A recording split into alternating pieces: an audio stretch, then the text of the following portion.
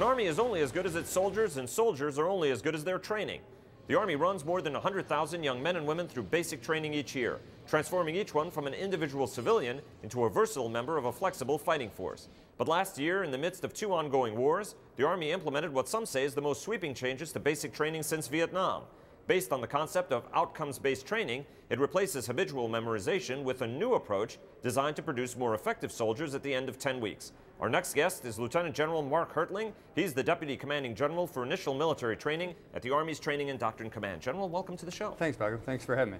So walk us through what's changed. What is this concept of objective-based training, and why is it the right way to go to train soldiers? Well, the outcomes-based training is a methodology that some people are pushing toward our entire training system. I would push back a little bit on your premise that it's the most sweeping change in training since the Vietnam War. I don't think that's quite true. It is a good methodology. It's based on having the soldiers inculcate the skills which they're trying to learn.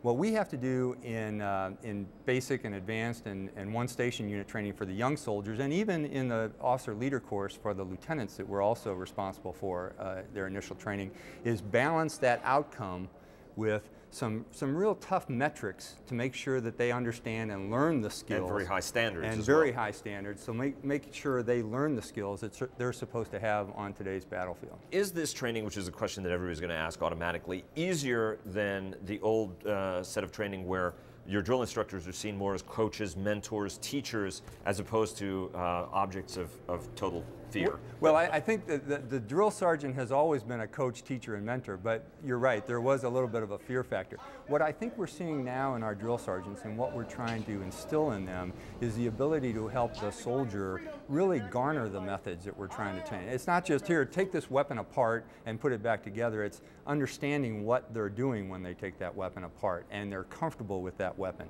Or when they're training first aid, as an example, it's not just rotely going through steps that have to do with treating a wound or opening an airway. It has to do with understanding what the soldier is doing. It takes more emphasis. It takes more time on the part of the drill sergeant or the AIT platoon sergeant. It's tougher.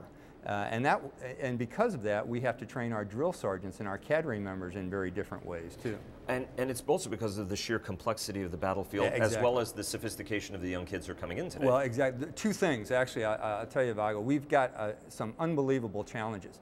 In the 9-week, 1 day that we have to train a basic trainee, if you train 11 hours a day, 6 days a week, which is what we hope to do, and then use that Sunday for refresher training, if you do the calculation, you have about 660 hours of training.